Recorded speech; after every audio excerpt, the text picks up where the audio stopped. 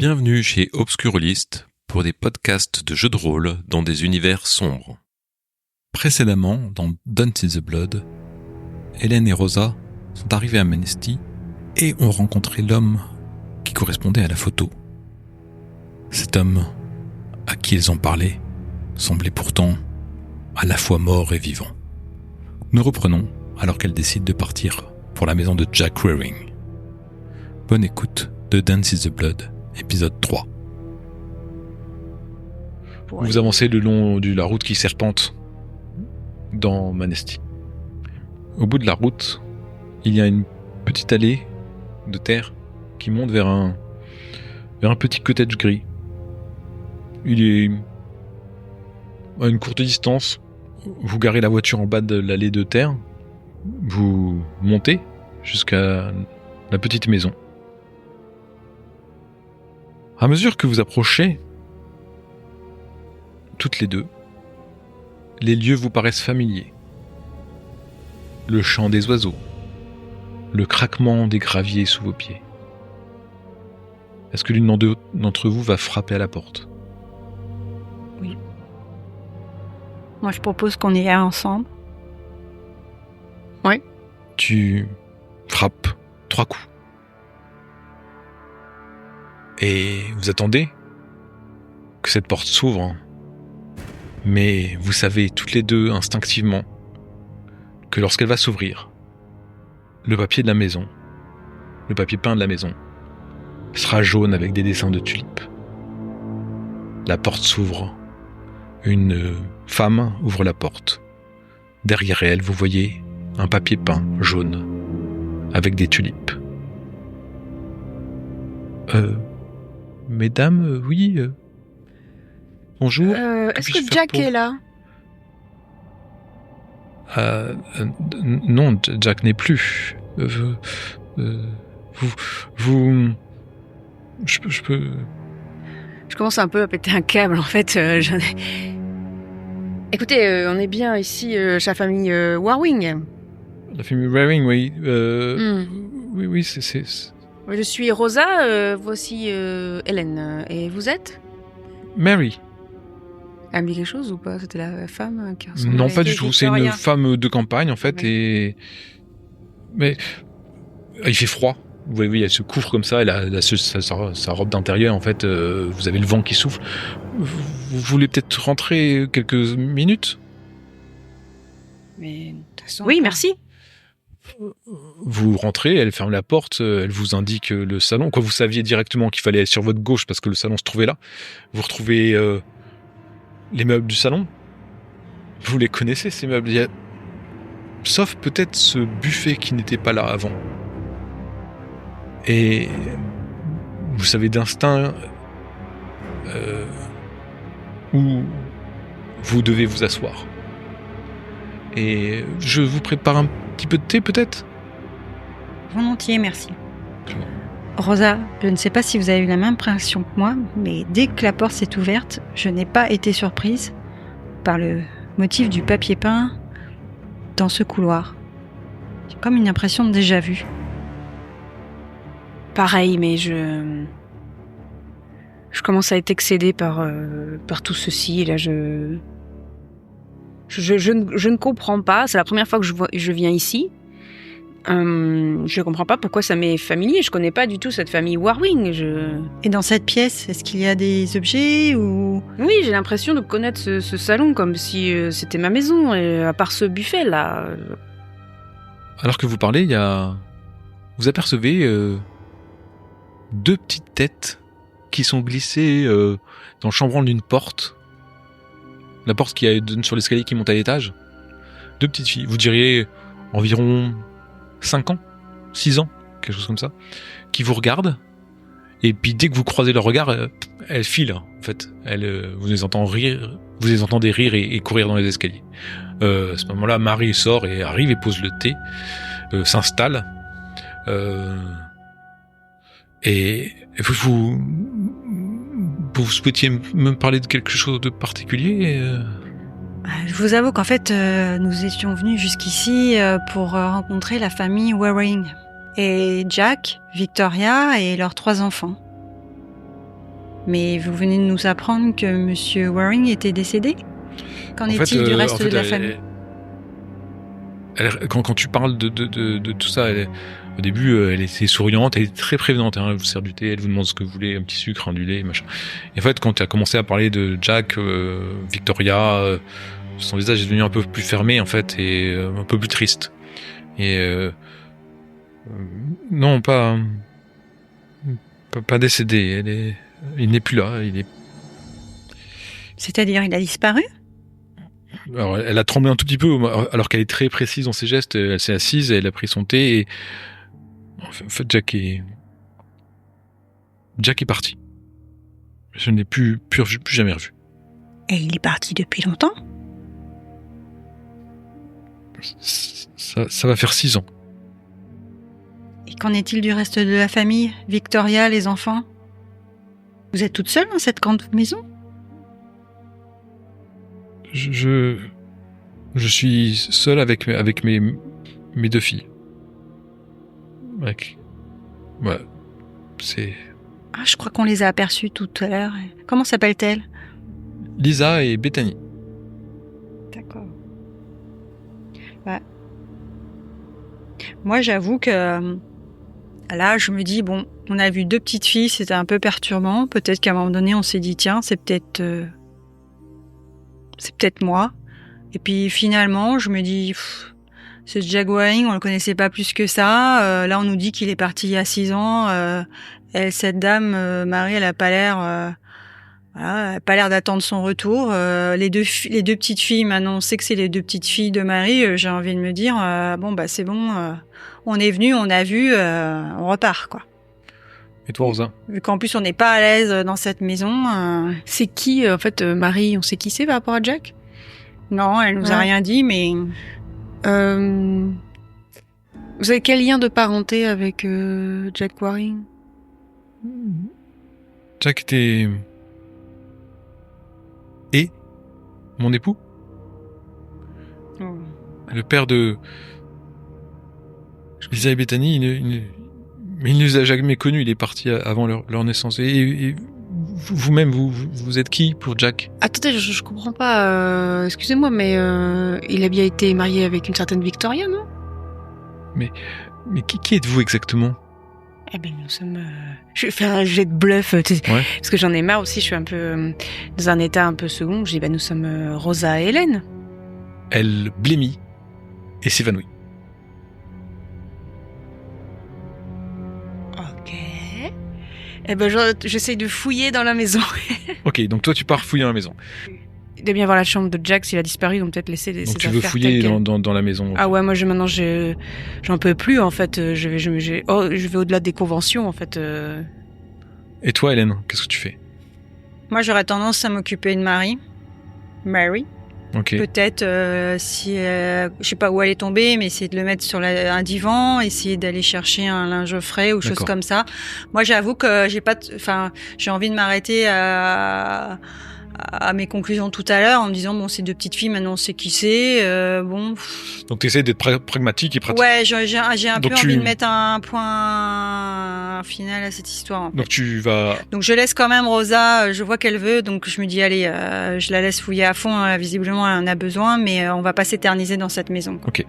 Donc tu entreprends de mettre mieux Mary qui s'est. Bah oui, puis je me dis elle a quand même ses 2 petites filles dans la maison, donc si leur mère. Mais elle est tombée. En fait, elle s'évanouit un peu maladroitement sur le canapé, donc toi tu l'allonges mieux, puis tu vas commencer à aller prendre de l'eau, tu vas récupérer la cuisine. De toute façon, tu sais où est la cuisine. Eh oui, je suis un peu comme chez moi ici. T'es un peu comme chez toi ici. Tu vas dans la cuisine, tu entreprends de prendre un linge mouillé, tu trouves pas de chiffon, donc tiroir de gauche, tu ouvres le tiroir de gauche, il y a les torchons. Ouais. Tu commences à faire tout ça de ton côté, en attendant que Rosa fasse du sien. Rosa, tu commences à fouiner un petit peu dans cette maison que tu ne connais que trop bien. Tu montes à l'étage et tu vas regarder un petit peu. Donc tu vois la chambre de Jack et Victoria, de Jack et Marie, tu ne sais plus. C'est leur chambre, c'est la chambre familiale. Tu vois ça. À côté, il y a la salle de bain. Il y a la chambre. Enfin bon, ça, tu commences à avoir des suées, il y a quelque chose qui va pas là, vraiment pas du tout. Il y a tout qui se bouleverse dans ta tête. Tu comprends pas qui tu es en fait. Tu vas te mettre de l'eau dans la salle de bain sur ton visage et tu t'aperçois que il y a le miroir de la salle de bain. Il est rayé tout autour de là où il y a ta tête. En fait, il est rayé. Comme si on avait gratté son propre reflet, en fait. Donc c'est difficile pour toi de te voir. Tu comprends pas trop. Il y a des grandes traces comme ça qui le traversent, horizontales. Puis tu entends les deux petites filles parler. Elles sont à l'étage ? Oui. Dans ta chambre. Dans ma chambre. Je tends l'oreille, mais le but c'était quand même d'aller dans la chambre. Elle parle à un interlocuteur qui ne leur répond pas, comme un ami imaginaire. Qu'est-ce qu'elles disent ? Des trucs enfantins, comme tu raconterais à un ami. Ça va bien. Aujourd'hui, j'ai joué à ça. Et puis tu vois. Comme font beaucoup d'enfants. Comme font beaucoup d'enfants. Mais elles sont deux, c'est ça qui est étonnant. Et elles disent et toi, comment tu vas ? Il y a un blanc. Tu fouilles un peu partout, tu ne trouves aucune affaire de Jack. Je vais les voir, faute de mieux. Tu regardes un petit peu comme ça et tu t'aperçois qu'elles parlent. Elles sont à genoux par terre. Et en face d'elles, il y a une radio. J'entends ou pas ? Poste de radio. Tu entends des grésillements parasites. J'en ai marre. Je vais pas poser la question aux gamines, elles entendent sûrement un truc, comme tout le monde, et puis moi j'entends rien. On sait pas qui c'est ce Jack. Cette femme, elle tombe dans les pommes. Je redescends et j'ai la ferme attention de dire à Hélène qu'on s'en va. Parce que je me sens pas bien ici, de toute façon, et je comprends rien. Tu redescends, toi t'as réveillé Marie, et là... merci. Tu redescends, tu vois Hélène qui s'occupe de Marie, qui a commencé à... au bout d'un moment, elle s'est remise assise parce qu'elle veut bien se tenir, quoi. Je suis désolé. Je vous en prie, Marie. Vous pensez que ça va mieux, là ? On peut vous laisser ? Oui. Je crois... Mais je comprends pas pourquoi vous êtes venus. Je crois qu'on a fait une erreur, je suis désolée. On a dû se tromper et je crois qu'il vaut mieux qu'on reprenne la route parce qu'elle est difficile jusqu'à Kenswick et on voudrait pas rentrer à la nuit. Donc ça va aller, je peux vous laisser là ? Vous voulez que j'appelle vos enfants ? Non.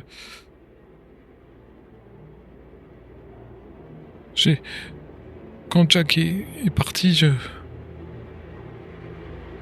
C'était trop dur pour moi de garder des... J'ai tout mis... J'ai tout jeté, je sais que... Je peux pas tellement vous renseigner sur Jack, mais... Jack était... Sans doute, vous pourriez trouver des affaires sur Jack à l'école. C'était le directeur de l'école, après tout, et... À l'école de Manesti ? Oui, il faisait la... Mais je comprends... Mais vous êtes bien Hélène et Rosa ? Oui, tout à fait. Pourquoi ? Ces prénoms vous évoquent quelque chose ? Si vous êtes Hélène et Rosa, vous étiez élève à l'école, enfin... Vous vous rappelez... Elle comprend pas, en fait. Pour elle, c'est tellement normal que vous devriez vous rappeler de l'école. Et en fait, oui, l'école, vous étiez peut-être élève à l'école. Mais moi, ce que je comprends pas, c'est que la femme de Jack, c'est Victoria, c'est pas Marie. Mais... Victoria est morte. Et vous êtes donc la deuxième femme de Jack ? Oui. D'accord. Et qu'où sont devenus les enfants de son premier mariage ? Je ne sais pas. Il n'en parlait jamais. C'était très longtemps avant que je le rencontre et qu'il m'épouse. Et il vous a jamais présenté ses enfants ? un jour, j'ai cru qu'il en parlait, mais j'ai cru qu'ils étaient partis ou qu'ils étaient morts eux aussi, je ne sais pas. Mais Victoria est décédée quand? Il y a longtemps? Et je crois que ça fait une 30aine d'années. Écoutez, est-ce que ça va mieux là? Comment vous sentez-vous? Alors, elle est fébrile, hein. Ouais. Je comprends pas. Je comprends pas ce qui se passe. Aidez-moi. Bah, écoutez, vous inquiétez pas, on a dû faire une erreur. On a dû se tromper de Jack.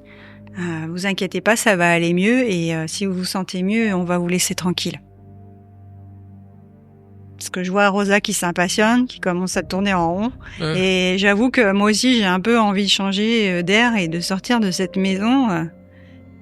Donc, j'essaye de m'assurer que Marie va mieux. Et... En fait, elle est très blême, là, elle tremble. Tu dois passer un peu de temps à la rassurer. Ouais, et elle comprend pas. Vous êtes venu me hanter? Pardon? Nous cherchions des réponses. On a juste vu des ressemblances de petites filles sur une photographie. Maintenant, moi aussi, je cherche des réponses. Qu'est-ce que vous faites là? Pourquoi? Qu'est-ce que vous savez sur Jack? Pas grand-chose, justement. Quasi rien, en fait, pour tout dire. J'aimerais bien comprendre, moi aussi, je me suis marié en 1925 avec lui, il y a 10 ans. Qu'est-ce qui s'est passé? Si vous avez des explications, je comprendrai pourquoi il est parti. Écoutez, comme vous le dites, on va peut-être faire un tour à l'école et si on trouve quelque chose, on revient vous voir. Ça vous va? Et sinon, vous n'entendrez plus jamais parler de nous. Oui. D'accord? Ça va aller? Oui, merci. Où est-ce que je pourrais vous... Parce que moi, je peux chercher dans tous mes trucs si je trouve quelque part il n'y a pas quelque chose que je pourrais trouver. Vous inquiétez pas, on va chercher là où vous nous avez dit de chercher à l'école et... Je peux vous trouver où? On reviendra vous voir si on trouve quelque chose, d'accord? Si vous trouvez rien? Eh bien, vous n'entendrez plus jamais parler de nous. Et elle est blême en fait et elle reprend un verre d'eau. Et ça va mieux? Moyen. Hein. À un moment donné, c'est comme le vieux sparadrap, on va s'arracher. Hein. Ouais, non mais... Donc, parce que nous, on en a un peu marre de cette ambiance et je pense qu'on a besoin d'aller prendre l'air pour faire le point à l'extérieur. Donc vous la laissez ouais, et vous sortez et vous retrouvez dans le petit chemin avec ces graviers que vous connaissez bien. Donc là, on reprend un grand bol d'air. Instinctivement, vous avez envie de partir et toi, tu vas pas bien non plus, Hélène. T'es dans un état de trouble et voilà, t'es un peu bougonne. Et comme t'es bougonne, et ben tu te diriges vers ce grand arbre qui est à côté de la maison. Parce que accroché à ce grand arbre, il y a une grosse branche et il y a une balançoire qui pend. Et tu sais que quand tu étais petite et que tu faisais du boudin, tu allais faire de la balançoire sur cette balançoire. Et tu commences à faire de la balançoire dessus. Sachant que tu es Hélène Wearing, sans doute. Et c'est ici ta famille. Et tu la vois, Rosa, Hélène, faire de la balançoire. Et tu vois une image fulgurante de toi poussant ta petite sœur sur cette balançoire. À l'heure actuelle, c'est cauchemardesque ce que vous vivez là, vous comprenez pas trop ce qui se passe, vous avez envie de partir, vous savez que si vous êtes Hélène et Rosa Wearing, votre petit frère Geoffrey est peut-être à l'auberge et votre mère est morte il y a 30 ans. Je me dis que peut-être que notre mère est morte effectivement quand on avait 5-6 ans. Peut-être qu'on a été mis à l'orphelinat, on a été séparés, on a été adoptés, on nous l'a jamais dit et voilà. Moi, ça m'a beaucoup marqué l'épisode avec Geoffrey, effectivement, qui semble être notre frère. Un homme qui a pas de pouls, ça n'existe pas. Ne pas entendre de la musique à part être atteint de très forte sordité d'un seul coup pour une raison bien identifiée, sinon ça n'existe pas. Quelqu'un qui entend et qui n'entend plus que d'un seul coup comme ça. Plus je cherche de réponses, plus c'est horrible, puisque si je comprends bien mon cauchemar, eh bien j'ai tué mon petit frère. Donc j'ai pas envie de savoir tout ça. Je comprends pas. Ça me plaît pas en fait. Ça suffit. Je pense que si on allait à l'école, ça serait encore pire. Il a disparu, Jack. Qu'est-ce qu'il a fait? Est-ce que c'est lui qui nous a forcé à faire cette espèce de rituel? Est-ce que ça me rappelle des histoires que j'ai lues? Est-ce que ça serait pas pour faire revenir notre mère? J'en sais rien. Qu'il faut sacrifier un enfant? J'ai des idées complètement folles, mais je veux plus de tout ça. Je veux m'éloigner de cette région, de ces villages grisâtres, sombres, mystérieux, macabres. De toute façon, ça n'a rien donné pour moi au niveau de la vente d'antiquités. J'ai fait chou blanc, j'ai failli casser une roue. À la limite, Hélène, elle a peut-être de la matière pour ses peintures, les cauchemars et des lacs. Tant mieux pour elle. À la limite, est-ce qu'elle veut prendre un peu de temps pour peindre? Et puis, eh bien, bon, elle avait un acheteur, mais peut-être qu'aussi on peut s'associer. Enfin bon, moi, je connais peut-être des gens qui sont intéressés par ce genre de peinture. Je ne sais pas, mais je ne veux pas aller dans cette école. Je pense que ça va être encore pire que ce qu'on a tous toutes Donc vous faites quoi? Et fin d'après-midi, à cette époque-là, la nuit commence à tomber assez rapidement et les routes ne sont pas éclairées évidemment. Bon, nous allons être obligés de dormir à l'auberge. Non, tu veux prendre la route? Je tenterai. Je sais pas si tu as déjà conduit Hélène de nuit, mais alors les routes sont amominables et je pense que je vais avoir des difficultés à éviter les ornières et nous risquons de tomber en panne. Je suis ce que fait... De toute façon, c'est elle qui a la voiture, donc je la suis. On va passer une nuit à l'auberge. Rosa, tu te diriges vers l'auberge avec Hélène. Tu arrives, tu te gares. T'as eu du mal en fait même à conduire parce que la lumière tombe et donc des fois comme les passages sont vraiment étroits avec la voiture à l'aller ça allait. Quand tu prends la route qui signe dans le village, au retour tu te rappelles qu'il y avait des coins de maisons qui étaient comme des pics vers la route, donc faut faire attention de ne pas les rafler. Enfin bon, donc t'as été très très prudente. T'arrives à l'auberge, tu te gares. Est-ce que Hélène, tu accompagnes Rosa dans l'auberge? Oui, bien sûr. De toute façon... Vous entrez dans l'auberge, il y a... Geoffrey n'est pas là. Il y a la tenancière qui est là, il y a un homme du village sans doute qui est en train de boire. Lui, il a les vêtements du travailleur, quoi, qui finit sa journée, les pieds pleins de boue, enfin bon... la tenancière vous dit donc finalement vous décidez de dormir ici alors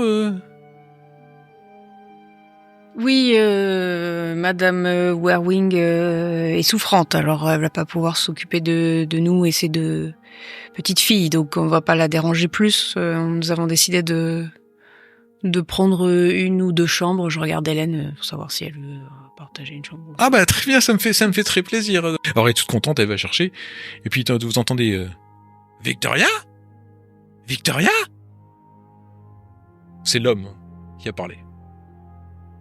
Il a parlé tout seul? Vous retournez vers lui ou... Oui, bien sûr. Vous retournez vers lui, l'homme fixe Rosa. Pardon, excusez-moi. Je vous ai pris pour quelqu'un d'autre. Je fais rien, j'attends qu'on me donne ma clé. Je me dis que de toute façon, il y a plein de gens qui doivent s'appeler Victoria. Je ressemble à ma mère. La tenancière vous ramène vos clés et j'espère que la literie est ce qu'elle est, c'est un petit village, mais j'espère que vous y dormirez bien. Je peux vous préparer un dîner si vous le souhaitez. Et vous m'avez dit que Mary était souffrante. Vous savez ce qu'elle a ou... Vous inquiétez pas, on a pris soin d'elle et quand nous sommes partis, elle allait déjà beaucoup mieux. Sinon, on l'aurait pas laissée. Oui, parce que depuis qu'elle est seule, je comprends, c'est compliqué. Oui, c'est ce qu'elle nous a appris, que son mari était parti il y a déjà quelques années. Jack, oui. Mais vous êtes apparenté à Jack, c'est ça? Vous m'aviez dit... Oui, nous sommes... je suis une lointaine cousine. C'est ça. Eh ben oui, il est parti. On l'a plus vu. Et vous non plus, vous ne savez pas pourquoi il est parti comme ça du jour au lendemain? En fait, ça nous a bien embêté. Il était directeur de l'école et comme ça, un matin, il est parti. D'accord. Et puis personne n'a jamais revu. On est bien embêté parce que on n'avait plus personne pour le directeur d'école. Marie était enceinte. C'était compliqué. Et concernant sa première femme, Victoria, Marie nous a dit qu'elle était décédée il y a très longtemps. Vous l'avez connue? Alors non, j'ai su qu'il était. Enfin, c'est terrible. C'est terrible. Peut-être que j'en sais plus sur sa présence, parce que moi je sais juste que Jack elle se penche un peu vers vous et il avait l'habitude d'aller traîner sur les landes en haut, sur Medanmoor. Il y a une petite maison et quand on est allé, quand il a disparu, on allait voir et en fait on l'a pas vu là-bas, donc on s'est dit que vous savez, c'est une maison presque de berger où c'était le seul lieu où il aurait pu être. Mais bon, je vous le dis, je sais pas ce qu'en pense Eugène, donc vous savez, si c'est un village, tout le monde. Voilà. Je vais vous préparer. Stu, ça va, Stu? Parfait. Ok, donc elle part. Rosa, j'ai l'impression que t'es peut-être pas en état. Si tu veux, je te propose peut-être d'aller voir ce fameux Eugène. Comme ça, de toute façon, on est là, on n'a rien à faire ce soir. Autant lui poser les questions et on verra. Oui, écoute, je t'accompagne, mais cette fois-ci, je te laisse mener la discussion. Donc tu vas voir Eugène. Ouais. Donc il a sa bière, comme ça, marqué par le travail, sans doute un fermier, quelqu'un qui trompe dans les champs, quoi. Il a des godasses dégueulasses, pleines de boue, il a une charpente très très large, en fait, c'est quelqu'un de très robuste, il doit soulever des masses facilement, il travaille de labeur. Donc je m'approche de lui, je lui dis « Bonsoir monsieur Eugène, on peut vous déranger ?» Oui, pas de... Désolé, hein, madame, tout à l'heure, excusez-moi.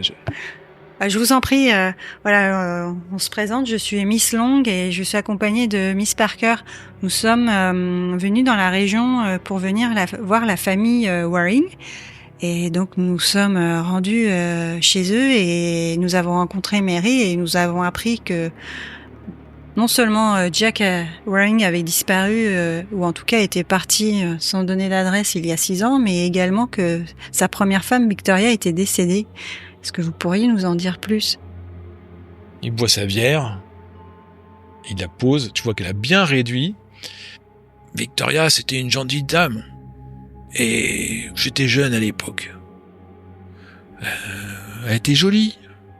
Et Jack, il avait réussi à décrocher le gros. Bon, j'étais un peu jeune quand même pour elle, mais elle était toute gentille. Ils ont eu 3 enfants. Ils avaient 3 enfants. Je me rappelle plus fille, garçon, mais je ne sais plus dans le nombre. Et puis c'était la belle vie pour Jacques. Il était quelqu'un d'important, un directeur de l'école, tout ça, peut-être pas directeur à l'époque, bon, il était professeur, mais comme il y a qu'une seule personne là-bas qui fait à la fois professeur et directeur, vous savez, c'est du pareil au même. C'était un homme instruit, Jack, et il avait ses enfants, tout allait bien, on était contents pour eux. Et un jour, oh mon Dieu, je devrais pas parler de ça, hein, je devrais pas parler de ça. Et puis il finit sa bière, un peu complice. La tenancière, vous la voyez approcher, vous regardez, et puis verser de la bière à Eugène, puis repartir. Ah, d'accord. Ouais, merci Ada. Et elle a fait ce qu'aucune personne ne devrait faire. C'est-à-dire, Eugène, dites-nous. Elle s'est suicidée. Et comment? Je sais pas, j'ai pas voulu savoir. Une belle femme comme ça se suicider, c'était juste terrible. Jacques a poussé un cri terrible d'horreur. C'était horrible. Il a mis du temps à s'en remettre. Et il les a mis enfants bien une vingtaine d'années avant d'accepter d'être partagé encore sa vie avec quelqu'un. C'était très dur. Et les enfants, que sont-ils devenus? On les a jamais retrouvés. C'est-à-dire, ils ont disparu au moment du décès de Victoria? Ben, je crois qu'un peu avant, Victoria, elle était partie à la ville et avec les enfants, et quand elle était revenue, elle était toute seule. Peut-être qu'ils les avaient mis dans un pensionnat? Ah bah vaut mieux ça hein, à un moment j'ai cru elle les avait données au fantôme du lac, donc ça m'a fait peur et j'en ai fait des cauchemars pendant longtemps, hein, mais bon, peut-être on peut espérer ça, peut-être on peut espérer qu'ils ont été placés, adoptés, quelque chose comme ça. Ouais. Et ils sont jamais revenus ici? Non, jamais. Et tout à l'heure, vous avez interpellé mon amie en l'appelant Victoria. Pourquoi? Ben, moi, j'étais un peu... je l'aimais bien, Victoria. Elle avait un petit coup au cœur. J'aimais bien ses yeux, ses pommettes un peu joliment dessinées, son grand front, ses cheveux. Enfin bon, il est on voit les étoiles dans les yeux. Dans ses souvenirs. D'accord. Et en fait, tu vois, il regarde dans le vague, il est dans ses souvenirs et... Excusez-moi, mademoiselle, je voulais pas vous faire offense, hein, mais j'ai cru retrouver ce regard, en fait, et j'ai cru que Victoria était revenue, mais ce serait pas possible, elle serait bien plus vieille, enfin bon, c'est... Bon, là, je me tourne vers Rosa et sans parler, j'essaie de lui faire comprendre, voilà, comme si je lui demandais si elle avait quelque chose à demander. Je n'ai pas de questions. Je vois que, d'accord, tu me fais comme ça. Ouais. Donc, à ce moment-là, je me tourne vers Eugène et je lui dis, merci beaucoup, Eugène, d'avoir partagé tout ça avec nous. Et tu vois, il est tout tristoun devant son verre, là, dans ses souvenirs. Donc, je préfère... voilà, je le remercie pour essayer de le réconforter un peu, mais je me dis, voilà, je dis que je lui souhaite une bonne soirée et on se retire. Voilà. Et vous regagnez... peut-être qu'on se tourne peut-être vers le dîner que l'aubergiste était censé nous préparer, qu'on va peut-être prendre dans un coin de la salle, pas forcément au comptoir, mais un peu moins. Et moi, je m'assois, mais j'avoue que sur le coup, je suis un peu muette à essayer de repenser à la journée, au dernier pas, enfin à notre échange avec Eugène. Oui, et puis finalement, l'histoire que nous raconte Eugène vient un peu confirmer ma théorie que oui, peut-être que c'est nos parents, mais on a sans doute été adoptés et ça vient confirmer un peu ça, quoi. Peut-être que... Alors après, pourquoi notre mère serait venue nous abandonner en ville avant d'aller se suicider, mais en même temps, après, on a eu une vie, donc j'ai pas envie de remuer tout ça, en fait. Rosa, toi, je sais pas comment tu réagis à tout ça, t'as entendu tout ce truc-là, l'hypothèse que t'aurais été adoptée, je sais pas si elle évoque quelque chose pour toi, mais en tout cas... tu penses à Priscilla, tu penses à ta sœur, ça te fait un truc quand même. J'avais envie d'appeler ma sœur pour avoir ma mère, pour voir si je pourrais éventuellement lui parler, pour lui poser des questions, ou voir si ma sœur elle a des souvenirs, à partir de quel âge elle a des souvenirs de moi, enfin des choses comme ça, pour éclaircir des zones d'ombre. Donc tu vas appeler. Ouais.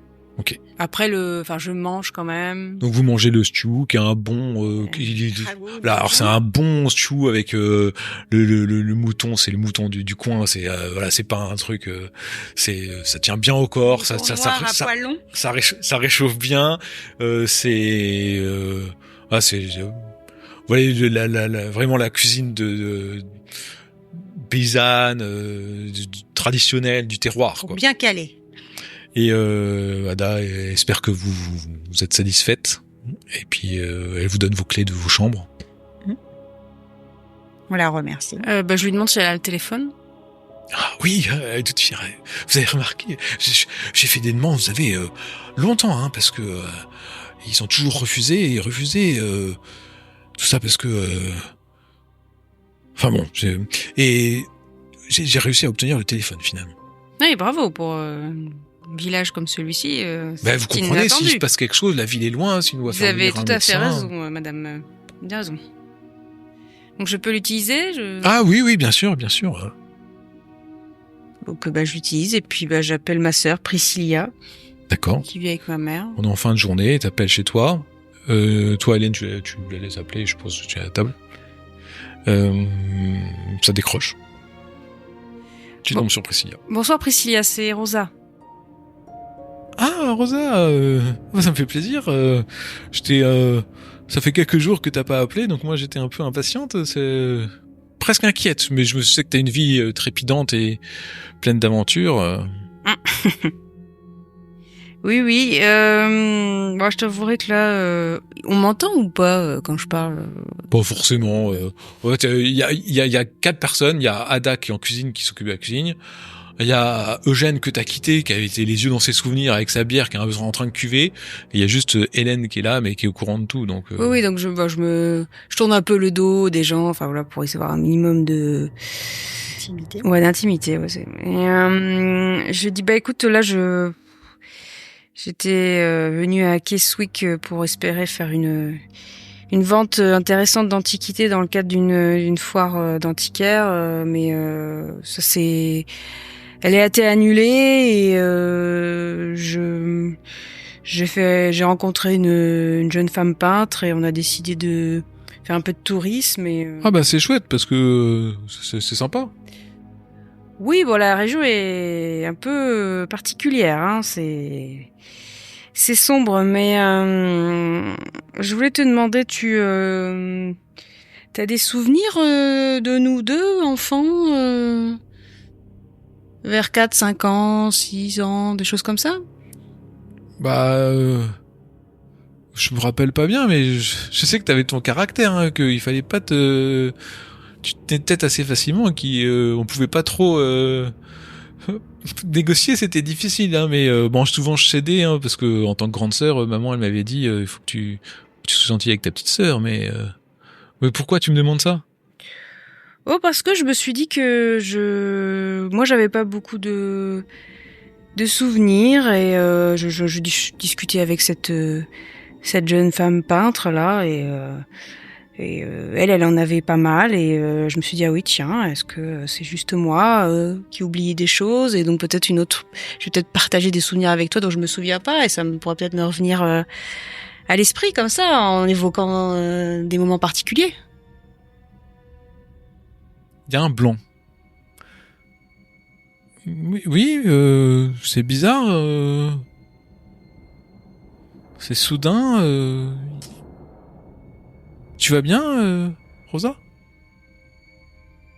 Bon, il se passe des choses étranges ici. Est-ce que maman est là?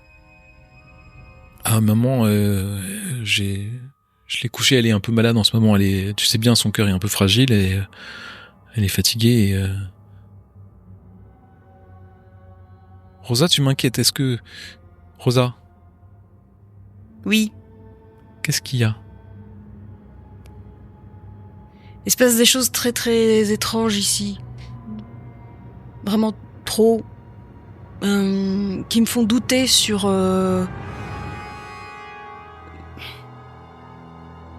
Je me souviens de rien, moi, quand j'étais toute petite. C'est pas normal. Écoute, Rosa, tu es ma petite sœur. Je suis ta grande sœur. Et je t'aime très fort.